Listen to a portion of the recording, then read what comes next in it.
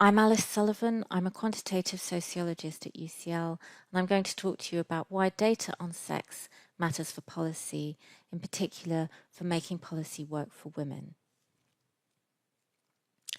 So we need accurate data disaggregated by sex in order to understand differences in the lives of girls and boys, women and men, and in order to tackle sexism. If you look at the WEP policy objectives, none of those objectives could be tackled or monitored without accurate sex-based data. Sex matters, of course, right from the start of life. So this graph shows the sex ratio at birth in a range of countries internationally, and you can see that in certain countries, China and India, for example, there are far more boys born than girls, and there's a simple reason for that, which is the status of males is higher than the status of females, and therefore there is sex-selective abortion. And sex matters across social life and across every domain that we can think of, but it's particularly extreme in certain cases. So if we look at crime, for example, and in particular violent crime, so 94% of convicted murderers are men. They're also a majority of murder victims. When we look at sexual offences, 97% of the perpetrators are men, and the vast majority of the adult victims are females, so 79%. So when you've got such a massive disparity between the sexes, it's really important to have accurate data, because small amounts of error in categorizing male and female can lead to quite a large bias, given the baseline that you're starting from. Now, women have historically been second-class citizens when it comes to data, and Caroline Criado Perez has highlighted the implications of that in her book on Invisible Women. But it has to be said that until recently, government agencies have recognised the need to gather sex-based data. So why are we now losing data on sex?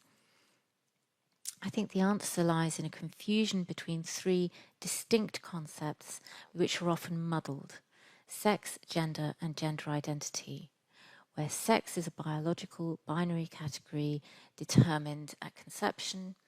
Gender is a social category which refers to the way other people see us, the way that they may impose stereotypes and social roles based on our sex. Gender identity is psychological, so it's about how you see yourself, even if that doesn't match your sex, and even if it doesn't match how other people see you. So there are three distinct concepts which are increasingly being conflated in data collection, and it doesn't help, of course, that we often do just use sex and gender as synonyms, sometimes I think just because people are a bit squeamish about using the word sex. And this confusion about sex in data collection has been brought in by some postmodern fallacies about sex. And that can be illustrated with lots of questionnaires. I'm using one that you can see on the right-hand side here from an NHS inclusion toolkit. So this idea that sex is a spectrum, that maybe there are more than two sex categories, and that maybe being non-binary means you don't actually have a sex. If you look at this question, it couldn't be more muddled. It asks for your gender, but then two of the response categories are male and female, which obviously are sexes. But then non-binary and other are also categories there, as though there is another sex, and as though non-binary people don't have a sex. There's a lot of confusion about intersex conditions, being treated as a third sex or as a gender identity. Is your gender different from the sex you were assigned at birth? So the idea that sex is a social construct which is arbitrarily assigned. Underpinning all of this, the idea that it's offensive to acknowledge the existence of biological sex. So we're losing data on sex, and I'll give you some examples. In terms of employment and pay, ACAS are advising firms that data should be categorised by gender identity, not by sex, and that data on non-binary people should actually be excluded. In terms of crime, police forces are recording crimes by men as they were committed by women if the perpetrator requests this. In terms of health, the replacement of the person's actual sex with their identity on medical records it does have implications for research as well, because research also uses administrative data. In terms of the 2021 census, planned guidance instructs respondents to answer the sex question in terms of their gender identity rather than their sex. Now, you might think it doesn't matter, it's not very many people. The fact is we don't know because we don't have good data. So we need good data first in order to understand what the effects of this might be. Certainly within some subgroups, we know that the numbers are non-negligible. So both among male prisoners and among BBC staff, two very different groups, but both of those groups have 2% of people who identify as trans. And we know there's growing numbers among youth, especially girls identifying as trans or non-binary, but we don't really know how high those numbers are.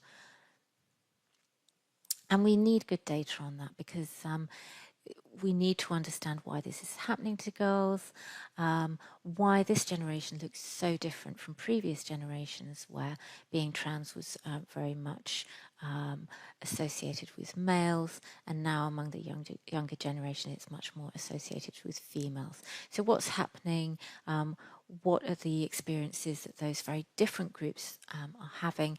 We can't acknowledge the differences between them if we pretend that trans people don't actually have a sex. So why is this happening? Well, there's been a process of policy capture, sidelining and silencing of expert voices. There's been intense lobbying by groups that want to see sex as irrelevant and replace it with gender identity, and these are groups that are lobbying for self-ID. And that means that experts on data collection, who typically do believe that actually sex is real and that it's a fundamental demographic variable and we need to know about it, if you express that very mainstream, straightforward view, you open yourself up to platforming, to harassment. I've experienced some of this myself. And it has a wider chilling effect in that colleagues obviously see what's happening and they don't want to speak up.